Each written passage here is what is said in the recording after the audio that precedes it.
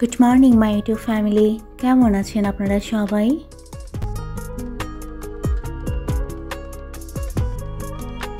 সকলকে জানাই অনেক অনেক ভালোবাসা আর শুভকামনা। আজকের ব্লগটা শুরু করেছি সকাল থেকে, রান্নাঘর থেকে।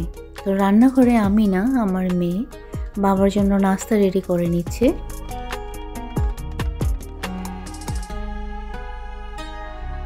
আলহামদুলিল্লাহ, আর আপনাদের সকলের দোয়ায় বাবা আগের থেকে অনেক ভালো। তো আমার মেয়ে বাবাকে নাস্তা রেডি করে দিয়েছে, আর আমি এই সময়টা ছিলাম ছাদে। আজকে ঘুম থেকেই উঠেই আমি চলে গিয়েছি ছাদে।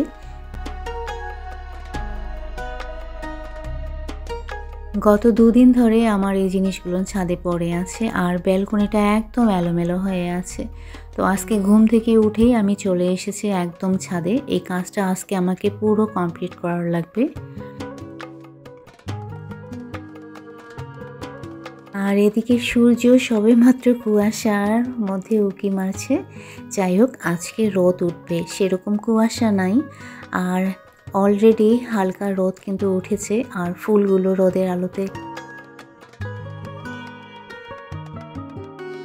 একজন আপু আমাকে রিকোয়েস্ট করেছিল ছাদের ভিডিও খুব ভালোভাবে দিতে, বিশেষ করে আকাশ, তারপর ছাদ থেকে বাইরের ভিউ।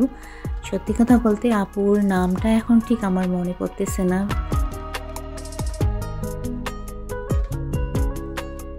আশা করি আজকে যদি এই ব্লগটা আপু দেখে থাকে তাহলে আপুর ভালো লাগবে। কিছুটা হলেও ছাদের ভিউ আমি আজকে শেয়ার করেছি। আর এদিকে কমলা পেরে নিচ্ছি। গত কয়েকদিন ধরেই আমার বর আমাকে বলতেছে কমলাগুলো পেরে নেওয়ার জন্য, কিন্তু ওই যে গাছ থেকে ফল পাড়তে আমার একদমই ইচ্ছে করে না। আর মাশাআল্লাহ, এই গাছের কমলাগুলো কিন্তু মিষ্টি। আরেকটা গাছের কমলা আমাদের আছে যেটা মিষ্টি না, টক, বাট এটা মিষ্টি। আমাদের ছাদের না সকালবেলার ভিউটা একটু অন্যরকম, আবার বিকেলবেলার অন্যরকম। বিকেলবেলা এত চড়ুই পাখি আসে, বিকেলবেলা আসলে ছোট দিনের জন্য আমার সময়ই হয়ে ওঠে না যে ছাদে আসবো। আর সকাল সকাল টাইমটা একটু উঠে আসি, গাছের কাছে একটু সময় দিই, বাট বিকেলবেলা ভিডিও এডিটিং করতেই আমার টাইম চলে যায়। মাশাআল্লাহ, মিষ্টি কুমড়োর গাছটা অনেক বড় হয়ে গিয়েছে। আমি আমার বরকে দেখিয়ে দিচ্ছি যে ওটা একদম প্রাচীর থেকে ওই সাইডে চলে গিয়েছে, ওটা ঝাঙ্গির মধ্যে তুলে দিতে। আর এদিকে সিম গাছের ফুলও আসতেছে।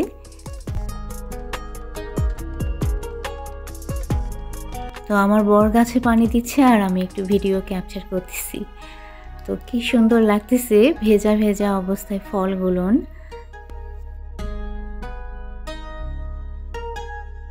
এদিকে ছাদে বাবাও চলে এসেছে, যখন নিচে কাউকে পায়নি তো উপরে এসেছে। আর বাবা আমাকে কি বলতেছে জানেন? কারণ গত দুদিন ধরে আমি ছাদে কাজ করতেছি, তো বাবা আমাকে বলতেছে আমি নাকি কালো হয়ে গিয়েছি রোদের মধ্যে কাজ করে।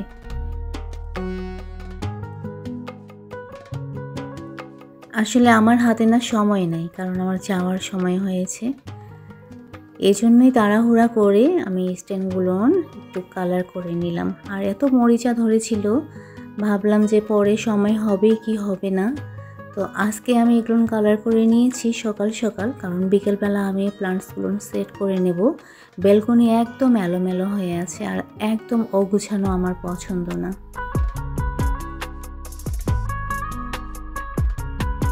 তো বাবা ছাদের মধ্যে রোদে বসে আছে, আর এদিকে নাস্তা রেডি করতেছি। বাবা যদিও রুটি খেয়েছে, আমি, আমার বর আর তুরাবি খাবে না, আমাদের তিনজনের জন্য বানিয়ে নিচ্ছি পরোটা। তো আমি পরোটাগুলো বানিয়ে দিচ্ছি, আর তুরাবি যেটা করে বরাবরই ও ভেজে নিচ্ছে। আর এদিকে টেবিলে অলরেডি আমি খাবার দিয়ে দিয়েছি। আমার বর আর আমি খাওয়াটা একটু আগে শুরু করেছিলাম, আমার কেন জানি আজকে খিদা লেগে গিয়েছিল। আর আমরা খেতে খেতে তুর্যও চলে এসেছে, তো তুর্যের নাস্তাটা পরে তুরাবি বানিয়ে দিয়েছে।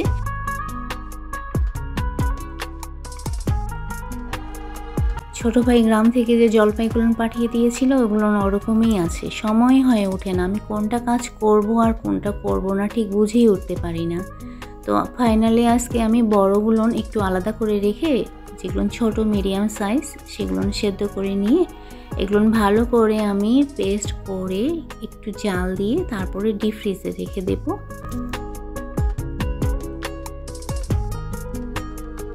যেহেতু আমি এই সিজনে অলরেডি আচার করে নিয়েছি, আর তাছাড়া আমার হাতে কিন্তু সময় নাই বলতে যারা আমার রেগুলার ভিডিও দেখে তারা অবশ্যই বুঝতে পেরেছে আমি কেন বলতেছি সময় নাই। কারণ আমাকে যেতে লাগবে, আমার কেমন ডেট পড়েছে 23 তারিখে। তো সব কিছু ঠিক থাকলে ইনশাল্লাহ আমরা 21 তারিখে বাসা থেকে রওনা দেব। আর 22 তারিখে আমার কতগুলো টেস্ট আছে, তো টেস্টের রিপোর্ট অনুযায়ী তারপরে 23 তারিখে আমার কেমন।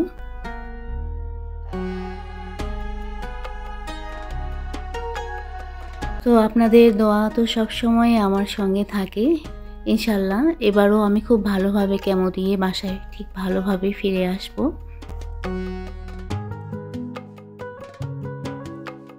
তো আচারটা আমি জাস্ট সব কিছু দিয়ে চাল দিয়ে রেখেছি, ফাইনাল আমি পরে দেব। এটা আমি আসলে ডিপ ফ্রিজে রেখে দেব। যখন আমার বানানো আচারগুলো শেষ হয়ে যাবে তখন অফ সিজনে আমি ওটা করে নেব।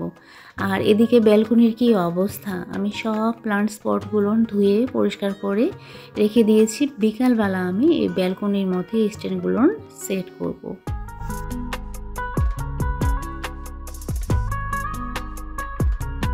তো ভিডিওর এই পর্যায়ে এসে বরাবরের মতো আজকেও আমি আপনাদেরকে রিকোয়েস্ট করব, যারা এখনও আমার ভিডিওটাতে লাইক করেননি প্লিজ ভিডিওটাতে লাইক করে দিয়ে ভিডিওটা কন্টিনিউ করবেন। ওকে,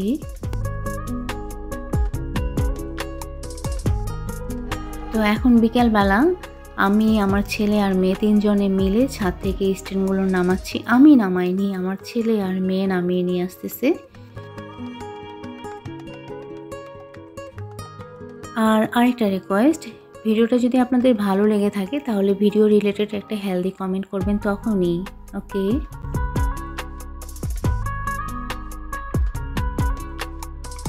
আর যারা আজকে প্রথম আমার চ্যানেলটা ভিজিট করেছেন প্লিজ যদি ভিডিওটা আপনাদের ভালো লেগে থাকে লাইক আর কমেন্ট তো করবেন। আর এ ধরনের ডেইলি লাইফস্টাইল ব্লগ যদি আপনারা দেখতে পছন্দ করেন তাহলে আমার চ্যানেলটা সাবস্ক্রাইব করে দিয়ে আমার পাশে থাকবেন। ওকে,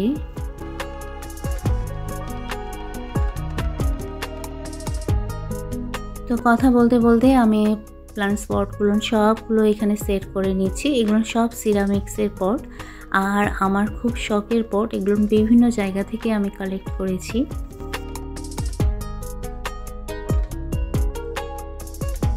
যেহেতু এগুলো সিরামিক্সের পট, তো আমার ছেলে আর মেয়ে ভয়ে এগুলোতে হাত দেয় না, আর ওদেরকে অবশ্য নিষেধ করে দেওয়া আছে। আমার ব্যালকনির ভিডিও অনেকবার আমি শেয়ার করেছি, মেবি অনেকে দেখেছে। তো এই স্টোনগুলোর কালার আগে ব্ল্যাক কালারের ছিল, এখন আমি হোয়াইট কালারের নিয়েছি জাস্ট একটু ডিফারেন্ট দেখার জন্য। তো আমার কাছে কিন্তু বেশ ভালোই লাগতেছে। তো আপনাদের কাছে কেমন লাগতেছে অবশ্যই কমেন্ট করে জানাবেন। ব্ল্যাক কালারের উপরে ভালো লাগতেছিল না হোয়াইটের উপরে এখন ভালো লাগতেছে।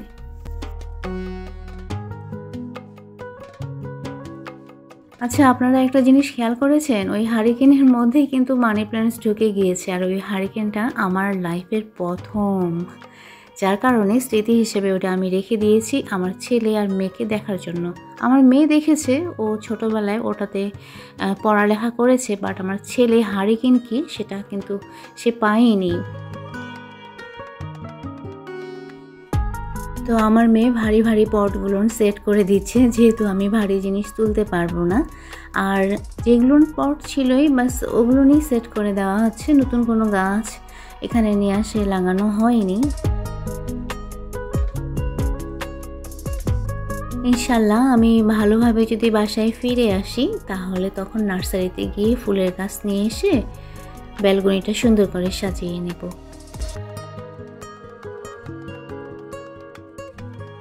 আপনারা একটু খেয়াল করলেই বুঝতে পারবেন আমি কিসে কিসে গাছ লাগিয়েছি। বাচ্চার খেলনা দিয়ে আমি ব্যালকনিটা সাজিয়েছি। পুরনো হারিকেন এগুলো বাসায় ছিল, এখন যেহেতু হারিকেন ইউজ করা হয় না তো ব্যালকনিতে এগুলো দিয়েছি।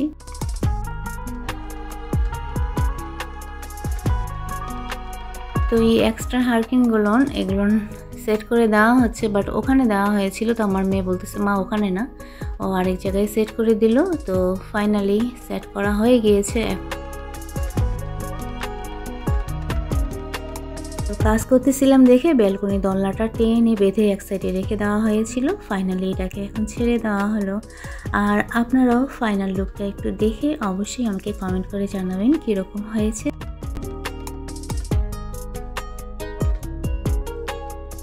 আমার কাছে বেশ ভালোই লাগতেছে, কারণ আগে ব্ল্যাক কালারের ছিল, এখন হোয়াইট কালারের করেছি। একটু ভিন্নতা এসেছে, বাট মনে হচ্ছে শর্পিটাও যদি আমি হোয়াইট কালারের করে দিতে পারতাম।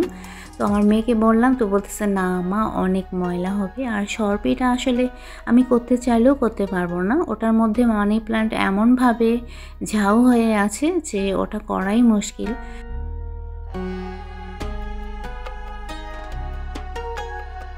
এই ব্লগটা আজকেই আমি আপলোড করব। তো কখন আমি এডিট করব, কখন ভয়েস দেব, কখন সেভ করব, আর কখন আপলোড করব ঠিক বুঝে উঠতে পারতেছি না, কারণ একটু পরেই মাগরিবের আজান দেবে।